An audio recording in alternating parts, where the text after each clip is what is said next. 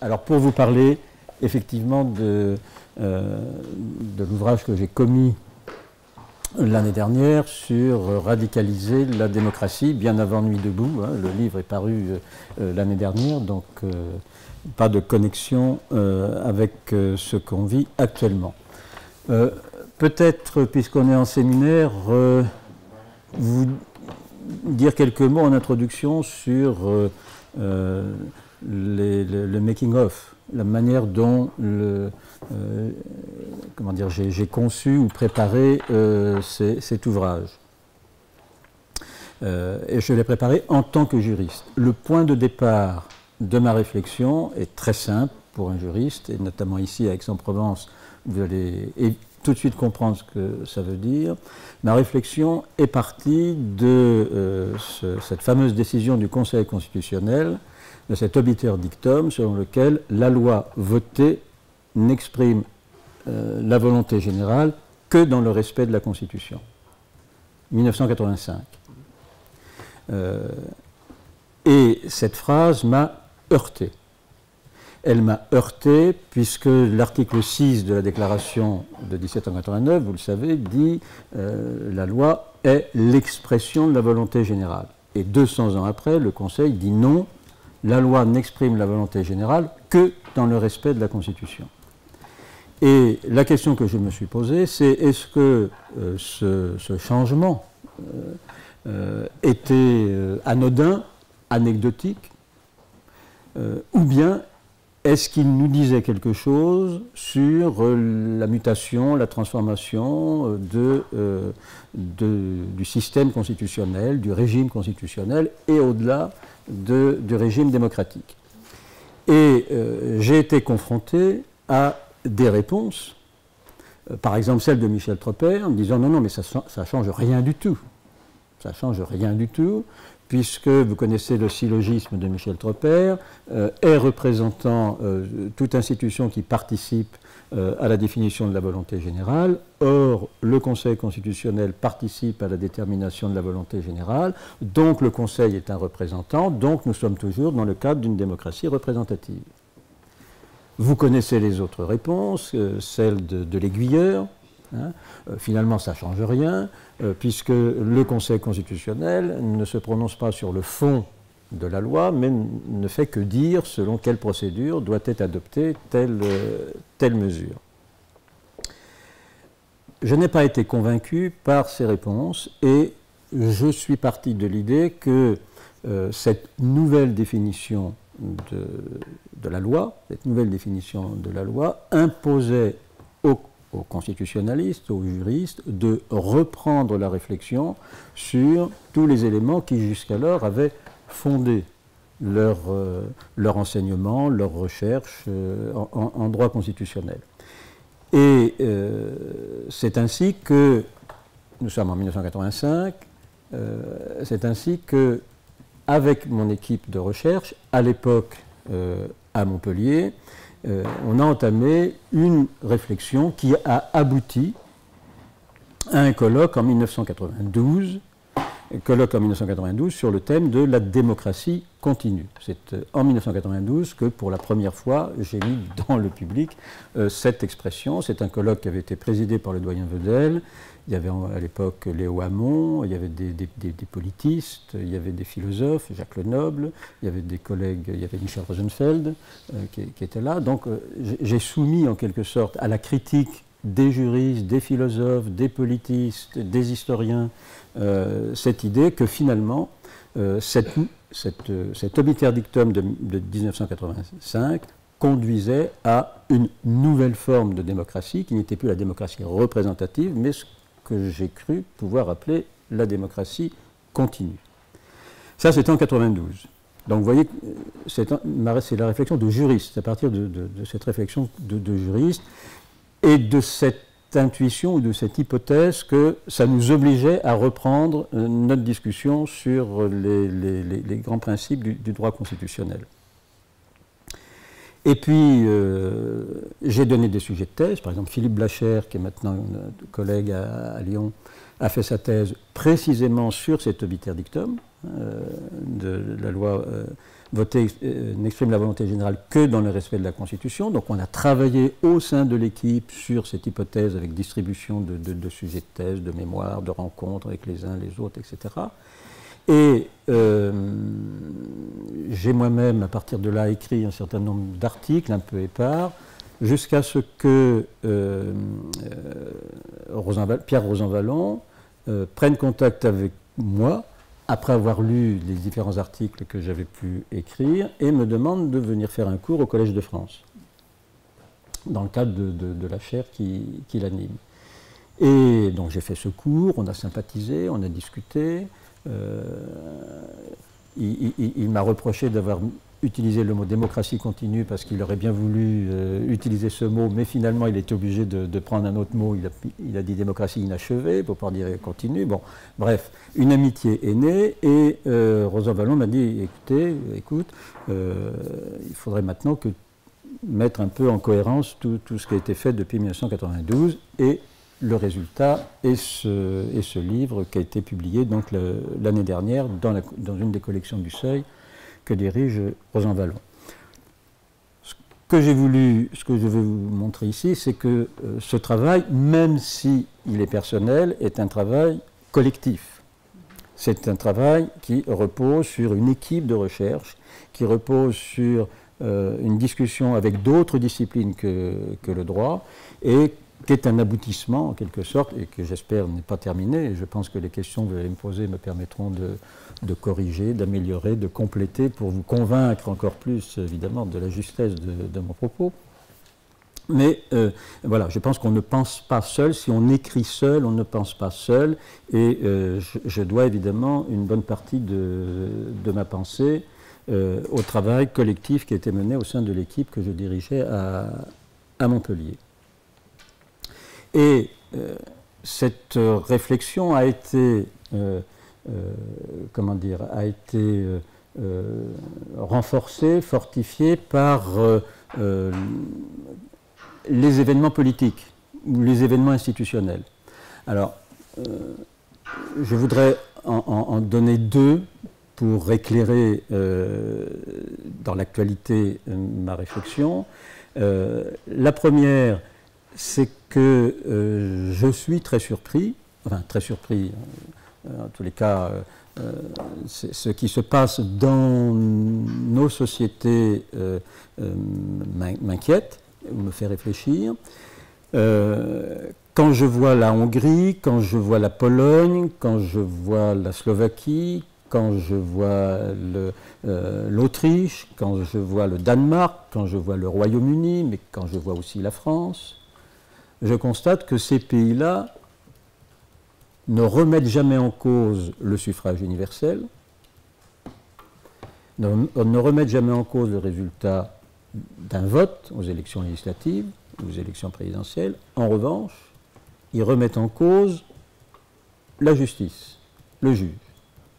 La Hongrie, la Pologne portent atteinte au tribunal constitutionnel, à l'indépendance de la justice. Le Royaume-Uni refuse d'exécuter les arrêts de la Cour européenne des droits de l'homme sur la question notamment du droit de vote des prisonniers. La France actuellement, non seulement à l'état d'urgence, mais avec le projet de loi sur la réforme de la procédure pénale, diminue les pouvoirs du juge au profit de l'administration, de la police ou du Conseil d'État. Et donc, je constate que dans nos sociétés, il y a un glissement, on s'attaque au droit, on s'attaque au juge, et on ne s'attaque pas au suffrage universel. Le droit agace.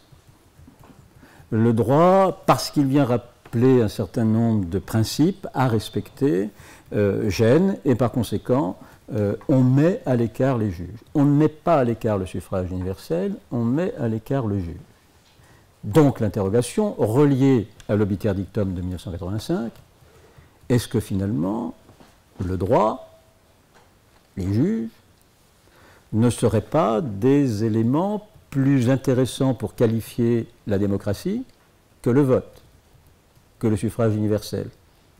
Ce qui est très embêtant comme observation pour quelqu'un qui a été j'ai des cheveux blancs, hein, donc pour moi, la démocratie, c'est le vote, c'est le suffrage universel, c'est l'élection.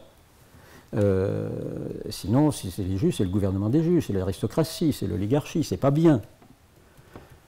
Bon, donc il faut commencer à casser les os que l'on a dans la tête pour imaginer que finalement, peut-être, le droit est plus ou autant, et peut-être plus que le suffrage universel, le critère d'une décision juste, d'une décision bonne, au sens d'Aristote, et d'un régime démocratique.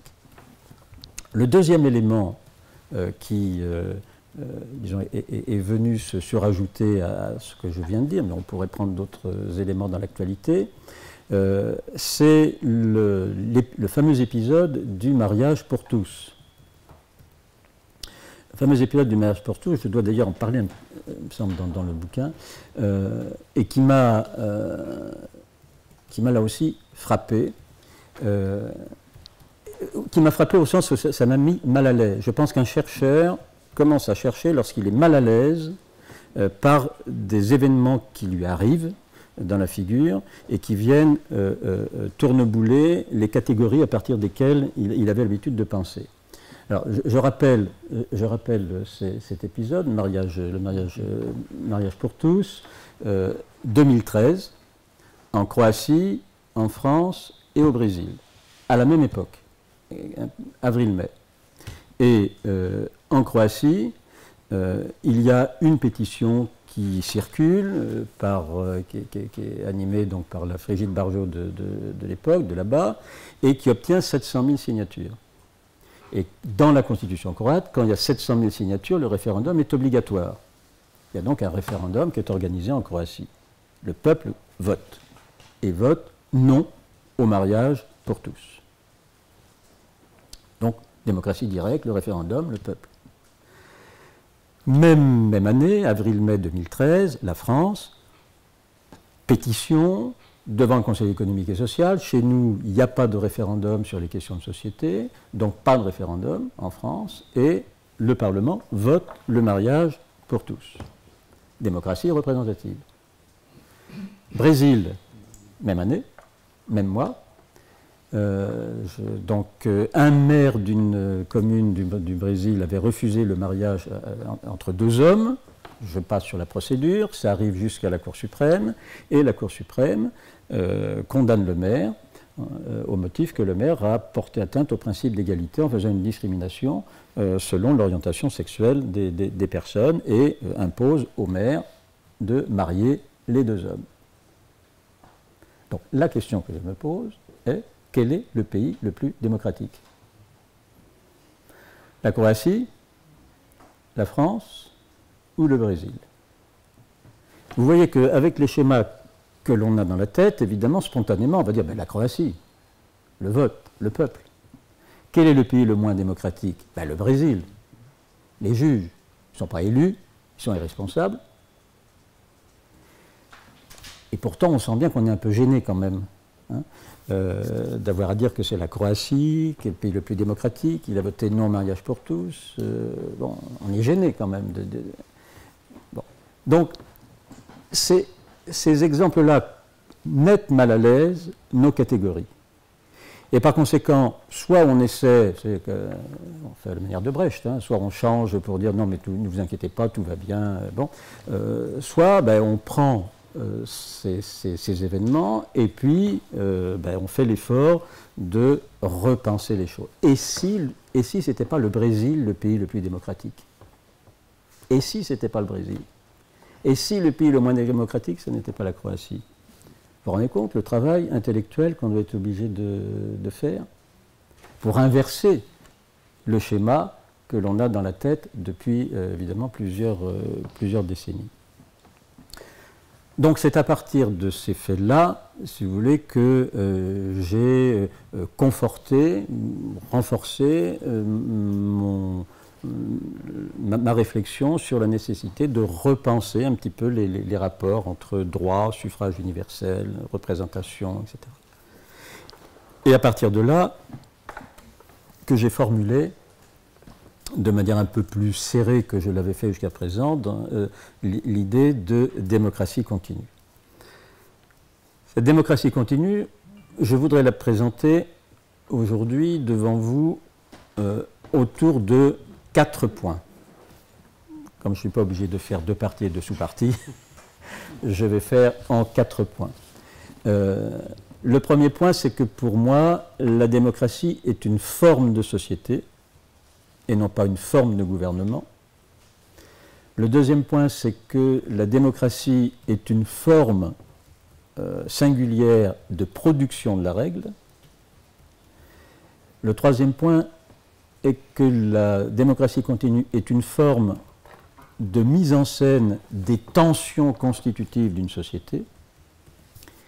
Et enfin, quatrième point, c'est que la démocratie continue est une forme, disons, d'expérience ou d'expérimentation du basculement horizontal de nos sociétés. Alors, ce sont ces 4 points que rapidement je voudrais développer, mais Marthe, tu me dis si je déborde trop l'horaire. Alors, sur le premier point, la démocratie continue pour moi, est une forme de société et non pas une forme de gouvernement. Les constitutionnalistes, nous avons tous l'habitude, et moi évidemment comme les autres, de considérer que lorsque l'on parle de démocratie, on s'intéresse uniquement à la répartition des pouvoirs au sein de l'État. Et nous sommes très bons pour débattre sur la forme présidentielle, semi-présidentielle, parlementaire. Est-ce que le président doit être élu au suffrage universel ou pas, pour un mandat de 7 ans ou 5 ans? Est-ce qu'il ne faut mieux pas que ce soit le Premier ministre qui dirige? Est-ce qu'il ne faut pas supprimer le Premier ministre? Bref, est-ce qu'il faut la proportionnelle, une assemblée, 2 assemblées? Et on pense que la démocratie se résume à la forme de gouvernement. Et on estime qu'un régime, disons, primo-ministériel est plus démocratique qu'un régime présidentiel. Parce qu'un régime présidentiel à la française, semi-présidentiel, c'est une monarchie républicaine. Alors que le régime à l'allemande est considéré comme un modèle plus démocratique parce que le Premier ministre est responsable devant l'Assemblée, etc. Donc on se dispute. Et on estime que lorsqu'on a démocratisé l'État, lorsqu'on a trouvé la forme de gouvernement démocratique, eh bien, la société est démocratique. Démocratiser l'État, c'est démocratiser la société. Je propose de rompre avec cette idée et de considérer que démocratiser l'État, c'est très bien, mais ça ne suffit pas, et que la démocratie continue implique une diffusion de l'exigence démocratique dans toutes les sphères de la société. Et c'est là que je mets en avant une représentation de la société qui ne m'est pas propre, qui ne m'est pas personnelle, mais que je mets en avant une représentation de la société en 3 espaces. L'espace civil, qui est l'espace où chacun d'entre nous a ses activités professionnelles, sociales, sportives, amicales, amoureuses, ses activités privées, personnelles, sociales. Et puis l'espace politique, c'est-à-dire l'espace où évoluent les ministres, les députés, les sénateurs, les gouvernants. Et dans notre représentation classique, il n'y a que ces 2 espaces. Et la démocratie représentative, qui est la nôtre aujourd'hui, j'y reviendrai sur le mot d'ailleurs démocratie représentative, consiste à penser que dans l'espace civil qu'est le nôtre, il n'y a que des intérêts particuliers, il n'y a que des soucis que les uns et les autres se portent, il n'y a qu'à nous regarder, on est jaloux, prétentieux, ambitieux, voleur, méchant, menteur. Enfin, regardez-vous. Vous voulez tuer la voisine, vous voulez prendre le copain de votre copine, vous voulez. Enfin bon, l'espace civil, c'est affreux. Heureusement, il y a l'espace politique, où là, ce sont des êtres de raison, qui, loin de la corruption, loin des intérêts savent ce qu'est l'intérêt général et déversent dans l'espace civil la loi. Heureusement que nous avons l'espace politique pour nous conduire, parce que si on se conduisait tout seul dans l'espace civil, ça serait le désastre. Je propose d'introduire, avec d'autres, entre ces deux espaces, l'espace public. L'espace public qui est l'espace où les problèmes que nous rencontrons dans l'espace civil vont être mutualisés. Mutualisés par quoi? Alors mutualisés par les associations, les réseaux sociaux, les revues, les syndicats, les partis politiques, des problèmes qui étaient de l'ordre privé, intime, vont rentrer dans l'espace public et vont devenir donc des problèmes publics, communs.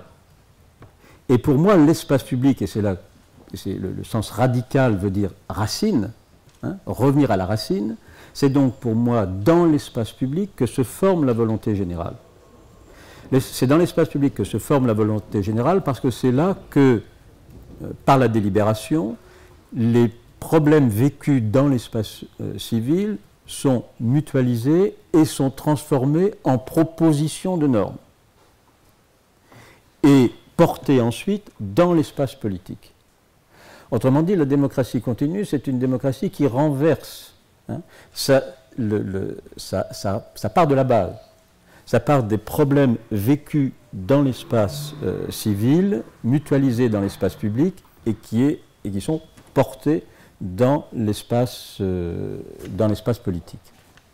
Alors, on a évidemment, vous pouvez prendre des exemples, hein, on peut prendre le droit au logement, on peut prendre les différents problèmes qui sont aujourd'hui des droits et qui ne l'étaient pas avant. Si vous prenez, je vais prendre l'exemple des femmes, si vous prenez le droit de la femme de disposer librement de son corps, si vous prenez le droit de l'avortement, si vous êtes dans mon schéma, vous avez des femmes qui avortent dans l'espace civil. Elles avortent, se font avorter, mais personne ne le sait. C'est privé, chacun le fait dans son coin, personne ne le sait. Puis un jour, vous avez le manifeste des 243 salopes qui portent ça dans l'espace public. Et à ce moment-là, les femmes se disent « Ah ben oui, moi j'ai avorté, mais toi aussi, ça s'est mal passé. » Il va y avoir une mutualisation, ça va devenir public. Et une norme va se former. Et qui va recevoir la norme? Et c'est là qu'on commence à retrouver ma question du juge. On parle de la loi Veil de 1974, mais avant la loi Veil, il y a eu Gisèle Halimi, il y a eu le procès Bobigny en 70 ou 71. Et donc, ce sont les juges qui, les premiers, ont décriminalisé l'avortement. Simone Veil est venue après, c'est très bien Simone Veil, hein, mais elle est venue après. Si vous prenez le processus du droit au logement, c'est la même chose. Hein, le droit au logement opposable, il y a eu les manifestations de droit au logement et puis les Don Quichotte, hein, par exemple. Bon. Et donc, des choses qui sont dans l'espace civil se mettent dans l'espace public et c'est là que se forme la norme. Et la démocratie continue consiste donc à considérer que l'exigence démocratique doit se diffuser dans l'ensemble de la société. Ce qui m'amène, par exemple, à considérer, puisque j'en ai parlé, à considérer que la justice n'est pas un pouvoir de l'État. La justice est un pouvoir de la société. Et dans le schéma institutionnel que j'imagine, la justice se trouve à l'articulation des espaces. Je suis pour la suppression du ministère de la Justice. Et son remplacement par un Conseil supérieur de la justice, on pourrait y revenir dans la discussion, car il me semble que justement, si la justice a aujourd'hui ce rôle que je lui reconnais ou que je constate important dans la production des normes, il doit être à l'articulation de l'espace civil et de l'espace public, et de l'espace public et de l'espace politique. Il est l'articulation, il est le genou. Hein, si vous n'avez pas de genou, vous avez une jambe raide. Eh bien, la société est raide s'il n'y a pas une institution qui fait l'articulation entre les différents espaces. Et pour moi, la justice est aujourd'hui cette institution qui transforme quelque chose, pour le dire en termes juridiques, je parle ici volontairement de manière la moins juridique possible. Hein. Si vous voulez, je peux le faire, mais bon, essayer de parler le moins juridique possible. Si j'introduis un peu de langage juridique, je dirais que le juge, dans le schéma, est ce qui fait passer quelque chose, et je dis volontairement quelque chose, de l'état prénormatif à l'état normatif. Le juge est un passeur. Le juge est un passeur qui reçoit, comme dirait Bourdieu, toute la misère du monde. C'est devant le juge que les choses vont. Ce n'est pas devant les députés, c'est devant les juges que les choses se posent. Et donc, c'est à lui de voir si le logement c'est un besoin ou un droit. Qu'est-ce qui fait passer quelque chose de l'état prénormatif, logement comme besoin, à ce même logement dans l'état normatif? Alors c'est un objectif de valeur constitutionnelle ou c'est un droit fondamental? Qu'est-ce qui fait passer de quelque chose de l'état prénormatif à l'état normatif? De mon point de vue, c'est le travail qui se fait au sein de l'espace public et c'est le juge qui doit pouvoir apprécier à un moment donné si on peut continuer à qualifier l'avortement de crime, si on peut continuer à qualifier le logement de besoin et pas de droit. C'est lui qui fait ce filtrage. Alors il le fait à contre-temps, il le fait de manière incomplète, il le fait de manière imparfaite, il le fait de manière dialectique avec le pouvoir politique, qui va déqualifier ce que lui aura qualifié. Bon, c'est pas un monde de bisounours, hein, la démocratie. Mais en tous les cas, je pense que concevoir la démocratie comme une forme de société conduit à mettre au centre de l'exigence démocratique l'espace public, la qualité de l'espace public. Ce qui me conduit, deuxième point, ce qui me conduit à considérer que la démocratie continue est une forme particulière de production de la règle. Le principe de production de la règle, évidemment, c'est pour moi, hein, pour l'idée que j'ai de la démocratie continue, c'est la délibération, la discussion, l'échange d'arguments. Ce n'est pas le vote. Donc, vous voyez, dans le premier cas, je m'éloigne d'une conception qui conduit les juristes, et notamment les constitutionnalistes, à ne voir que l'État et pas la société. Moi, je dis que les constitutionnalistes doivent voir aussi la société. Et le deuxième point, c'est un point qui me conduit à dire, attention, ce qui fait la qualité d'une décision, ce n'est pas le vote, ce n'est pas le suffrage universel, c'est la délibération. À partir du moment où je mets au centre de ma réflexion l'espace public, c'est-à-dire l'espace où les problèmes de la vie quotidienne vont être mutualisés, c'est bien dans l'espace public qu'il va y avoir une discussion, un échange d'arguments sur le droit au logement, est-ce que c'est un droit ou pas un droit? Est-ce qu'il faut la GPA ou pas la GPA? Le cannabis ou pas le cannabis? Ça se discute où, ça? La fin de vie ou pas la fin de vie? Ça se discute dans l'espace public. Et il faut donc qu'il y ait le maximum de débats dans l'espace public. La qualité d'une démocratie repose non pas sur le vote, mais sur la qualité de l'échange, la qualité de la délibération. Ce qui me distingue, par exemple, d'Habermas, qui parle de démocratie procédurale, c'est que je considère que la délibération exige ou implique nécessairement le respect des droits fondamentaux. Il ne peut pas y avoir de délibération si il n'y a pas, là aussi pour employer des mots un peu savants, s'il n'y a pas un code, s'il n'y a pas un code de communication, s'il n'y a pas un agir communicationnel. Et cet agir communicationnel de la délibération, c'est le respect des droits fondamentaux. Pour qu'une délibération soit honnête, sincère et loyale, il faut que soit reconnu dans cet espace le droit d'expression, le droit de la défense, le droit d'aller et venir, pour aller d'Aix à Brest pour défendre les idées. Autrement dit, la délibération, la production délibérée d'une décision implique que soit respecté le code de production de la délibération, c'est-à-dire les droits fondamentaux. Sur ce point, une critique qui est régulièrement faite est de dire que finalement, en mettant en avant comme critère de la démocratie continue les droits fondamentaux, les droits de l'homme, et non plus le suffrage universel, premièrement, je mettrai en avant une conception, disons, occidentale, pour aller vite, de la démocratie, et deuxièmement, une conception droit de l'hommiste de la démocratie.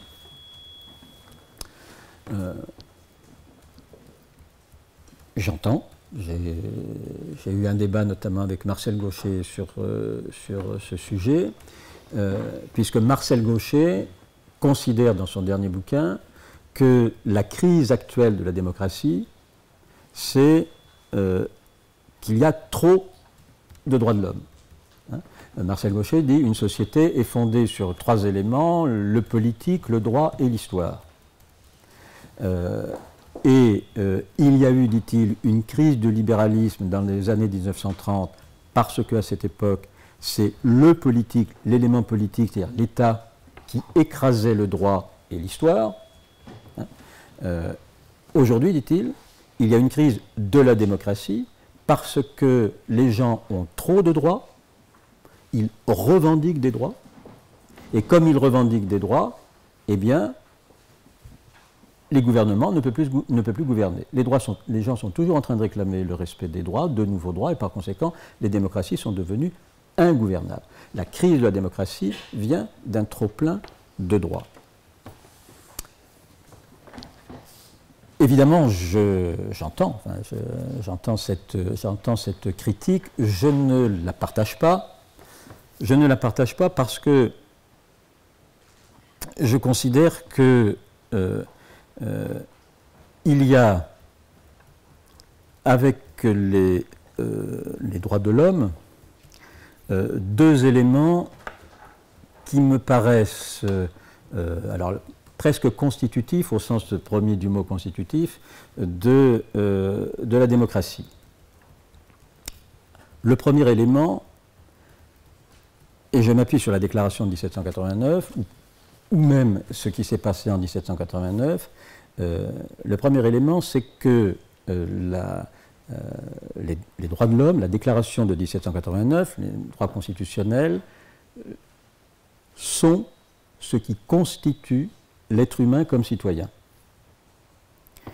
Lorsque l'on naît NAIT, on ne naît pas citoyen, ou je prends Simone de Beauvoir, hein, on ne naît pas femme, on le devient. Bon.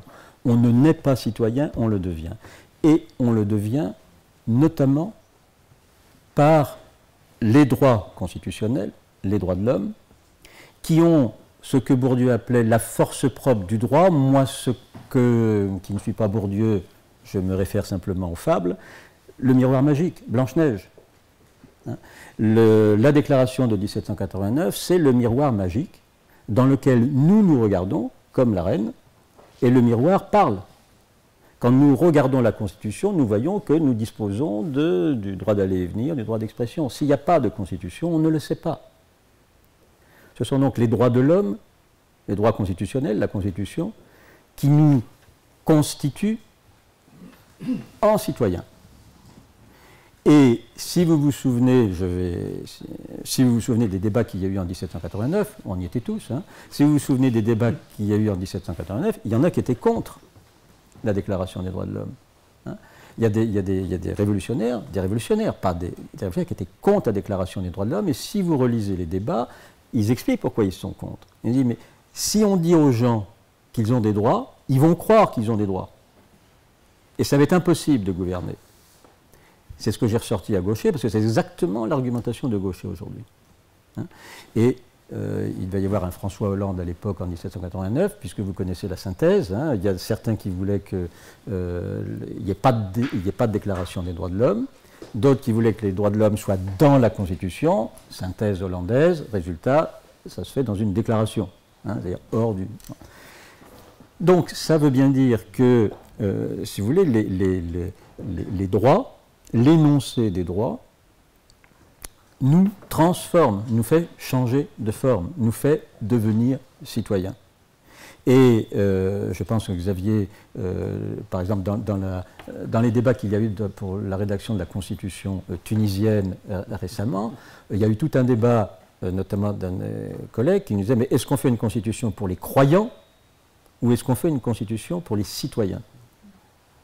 Et le débat était là, c'est-à-dire, est-ce que le peuple tunisien allait devenir un peuple de croyants ou un peuple de citoyens? Tout dépendait de la rédaction de la Constitution.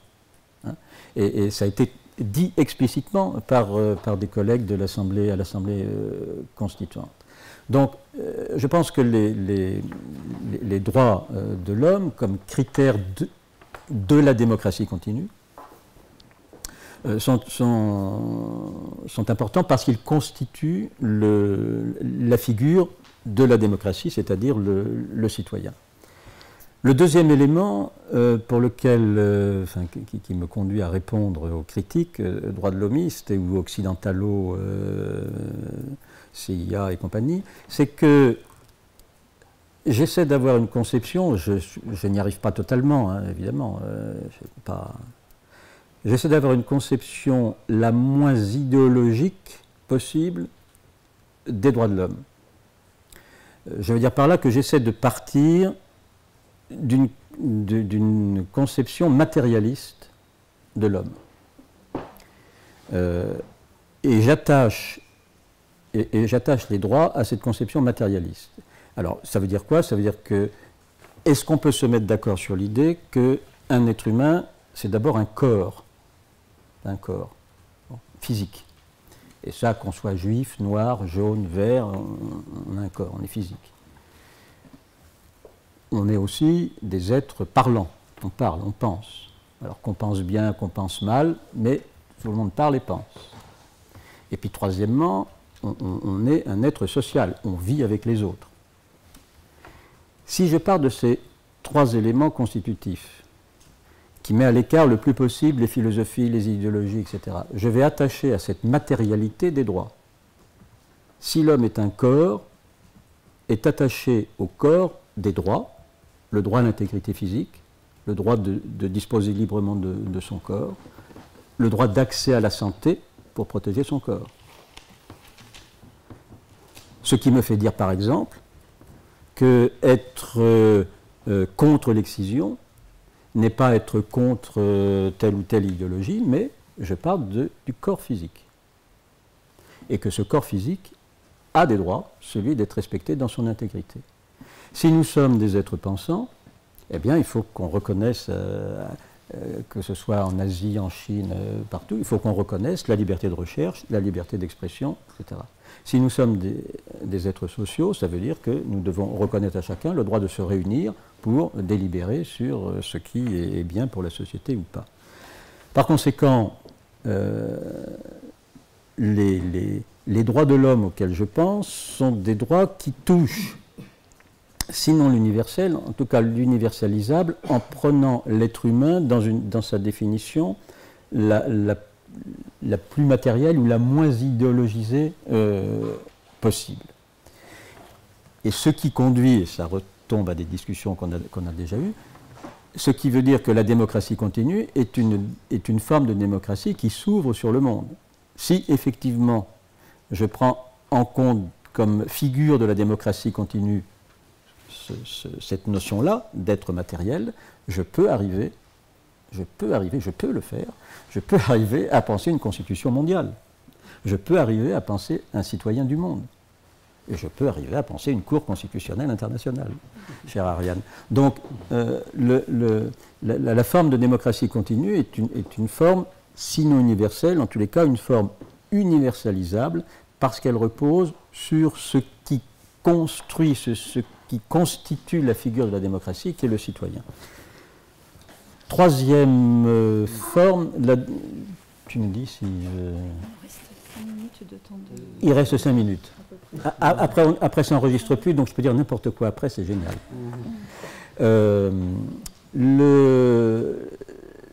La démocratie continue, c'est aussi une forme qui met en scène les tensions constitutives de toute société. Alors, bon, je vais résumer. Le point... comment résumer? Je vais résumer le point à partir de la mise en tension, si vous voulez, de la double identité du peuple. Ce que j'appelle la double identité du peuple. C'est-à-dire que on a tous en tête, là aussi, encore une fois, il faut se battre contre en tous les cas, moi j'ai eu à me battre, peut-être vous pas, mais moi j'ai eu à me battre contre ces schémas. La définition classique que l'on a de la démocratie, c'est le gouvernement du peuple, par le peuple, pour le peuple. On trouve ça dans une rédaction, mais zéro. Je veux dire, 3 fois le même mot dans la petite phrase, c'est nul. Il faut faire un effort quand même. Sauf qu'on peut écrire le mot peuple de manière différente. Hein? Et la double identité du peuple, c'est le peuple avec un grand P et le peuple avec un petit p. Le peuple avec un grand P, c'est l'être abstrait. Le concept, c'est la décision du Conseil constitutionnel du 9 mai 91. Hein, le peuple français comme concept juridique, la valeur constitutionnelle du concept juridique de peuple français. Bon. Ça, c'est la première identité du peuple. Mais il y a aussi le peuple avec un petit p. Lorsqu'on dit un cinéma populaire, un quartier populaire, les gens, hein, le petit peuple, qui prend un petit café, qui roule dans sa petite voiture, et qui lit le petit Parisien, et qui le petit peuple, quoi. Bon. Alors, si vous regardez, si vous réécrivez la phrase, hein, le gouvernement du peuple, vous mettez un grand P ou un petit p? Par le peuple, vous mettez un grand P ou un petit p? Pour le peuple, vous mettez un grand P ou un petit p? Et vous voyez là, on ne met pas 0 en marge, mais on met 20, selon où on a mis la majuscule ou pas. Il y a donc une double identité du peuple. Il y a l'identité, le concept juridique, comme dit le Conseil constitutionnel, et puis il y a l'autre identité, le peuple fait de gens concrets. Est-ce qu'on a besoin de faire de la sociologie pour ça? Non. Il suffit de lire la Constitution. Le peuple concret, il est là-dedans. La déclaration de 1789, elle dit « toute personne, nul homme ne peut être accusé ». Donc elle parle de la personne concrète. Si vous lisez le préambule de 1946, il parle de tout travailleur, de l'étudiant, de la femme. Donc il ne parle pas du peuple abstrait, il parle du peuple concret. Autrement dit, dans le texte constitutionnel, vous avez cette double identité du peuple. Et cette double identité du peuple, évidemment, elle doit être mise en tension. Et elle n'est pas nécessairement congruente. Il peut y avoir des contradictions entre le peuple avec un grand P et le petit peuple. Il faut donc, pour la démocratie continue, trouver les mécanismes, les procédures, les institutions, les espaces, les lieux où ces deux figures du peuple vont se rencontrer. Là encore, est-ce que j'invente? Non, je ne fais que, les juristes sont bornés, hein, mais je ne fais que redécouvrir l'article 6, mais cette fois la deuxième phrase, de la Déclaration de 89, dont je vous redonne lecture. Tous les citoyens, donc les gens en vrai, tous les citoyens ont le droit de concourir personnellement ou par leurs représentants à la formation de la volonté générale. Qu'est-ce qu'on a fait depuis 1789? On a zappé le personnellement. Et ça donne tous les citoyens ont le droit de concourir par leurs représentants à sa formation générale. La Constitution, la Déclaration de 1789 intègre cette double identité, le personnel et l'abstrait. Il s'agit donc, dans la démocratie continue, de dire attention, la démocratie continue, ce n'est pas simplement le peuple abstrait, c'est aussi le peuple concret. Et ce peuple concret-là, c'est le grand oublié des institutions depuis 1789. Alors qu'il est présent dans les premières phrases de la déclaration de 1789, où, lorsque les révolutionnaires disent qu'ils ont rédigé cette déclaration afin que les réclamations des citoyens, on croirait entendre la QPC, afin que les réclamations des citoyens, fondées désormais sur des principes simples et incontestables, tournent toujours au maintien de la Constitution. Le problème, c'est que c'est resté lettre morte. Et que la démocratie continue n'est ni plus ni moins, si je veux encore être plus basique, la démocratie continue n'est ni plus ni moins que d'inventer, de trouver les mécanismes par lesquels la démocratie continue entre deux moments électoraux, par cette reconnaissance de la capacité des citoyens à intervenir, deuxièmement, dans l'espace public, par l'intermédiaire de l'exercice des droits fondamentaux, pour construire non pas une forme de gouvernement, mais une forme de société qui soit démocratique. La démocratie continue est donc une forme qui, non pas supprime la représentation, je ne supprime pas les représentants, ils sont dans l'article 6, mais qui articule aux représentants la présence des citoyens ordinaires, des citoyens avec un petit p, enfin du peuple avec un petit p, dans la production de la volonté générale. Bon, je passe un peu vite. Le dernier point, et j'en terminerai par là, le dernier point, c'est que la démocratie continue est une forme, disons, d'expérimentation de la tendance à l'horizontalité des sociétés contemporaines.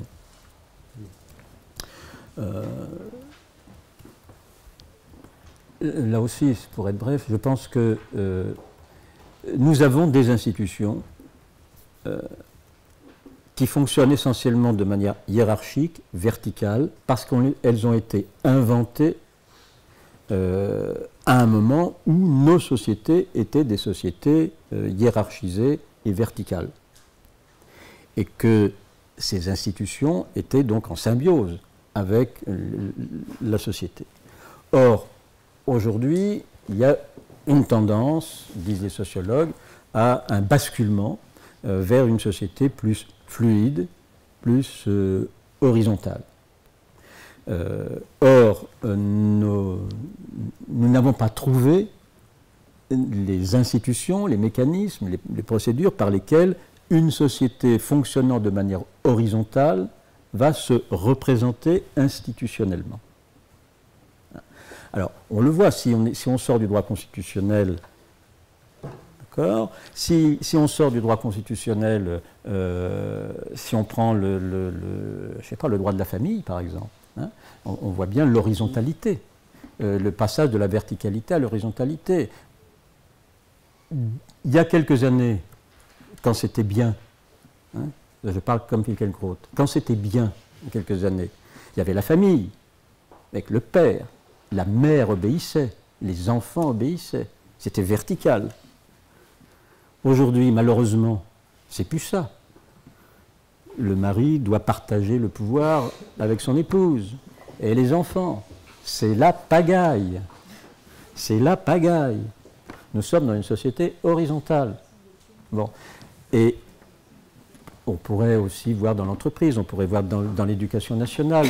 Moi, je me régale aujourd'hui à faire... Je ne fais plus du tout les cours de concite en première année, comme je faisais il y a encore quelques temps, parce que tous mes étudiants ont évidemment devant eux le cours sur les machines.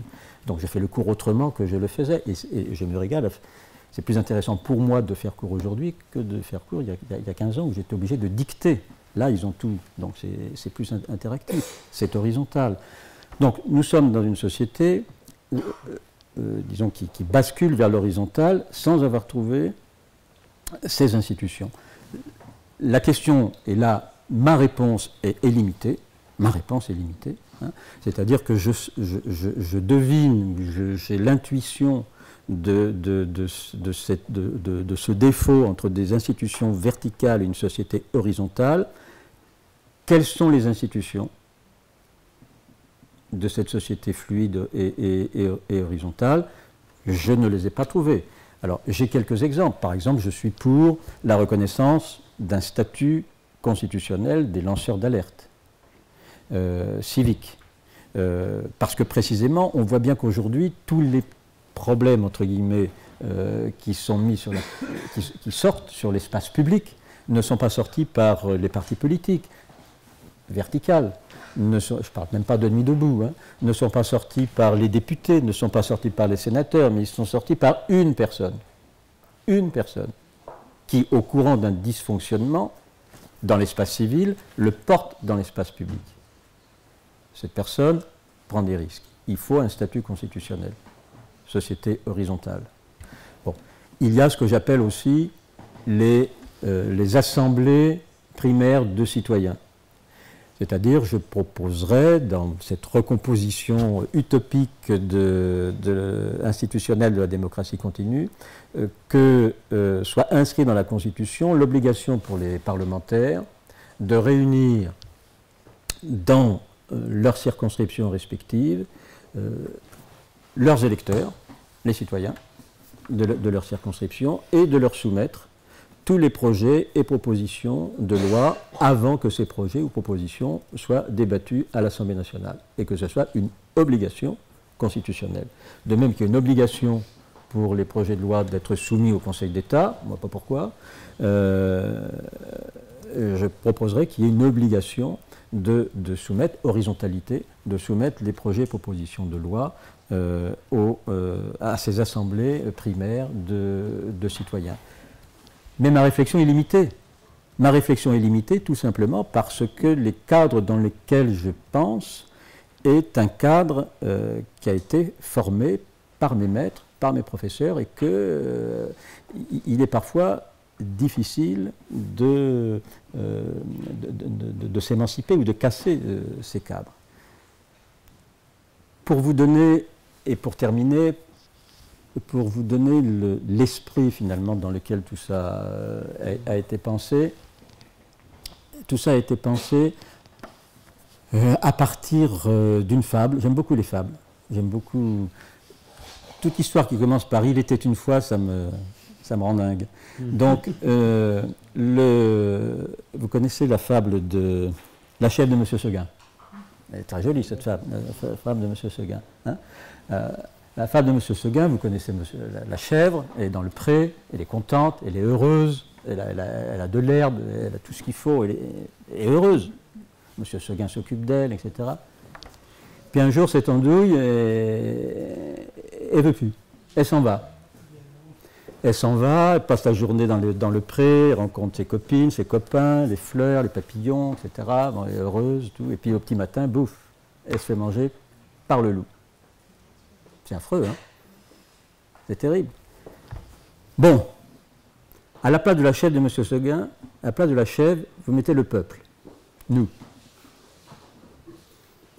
À la place de M. Seguin, vous mettez l'État. Et à la place du loup, vous mettez le CAC 40. Ça donne, si le peuple s'émancipe de l'État, il se fait manger par le marché. Donc le peuple a tout intérêt à rester sous la tutelle de M. Seguin. Tout mon propos consiste à dire, à faire en sorte que la chèvre de M. Seguin ne se fasse pas manger au petit matin par le CAC 40, qu'elle quitte le système de la démocratie représentative qui me paraît à bout de souffle, et qu'elle imagine dans le jardin. J'ai eu un débat avec Hülkenkraut un jour parce que je lui disais que sa pensée, c'était une pensée du grenier. Hein, c'est-à-dire qu'il allait chercher dans le grenier les Dinky Toys, les Tépaz, la blouse grise, la règle de fer sur les doigts, bon. Et que à la pensée du grenier, il fallait préférer la pensée du jardin, comme la chèvre, sortir dans le jardin pour rencontrer les autres et avec les autres construire ce régime qui évitera qu'on se fasse manger par le loup au petit matin. Je vous remercie.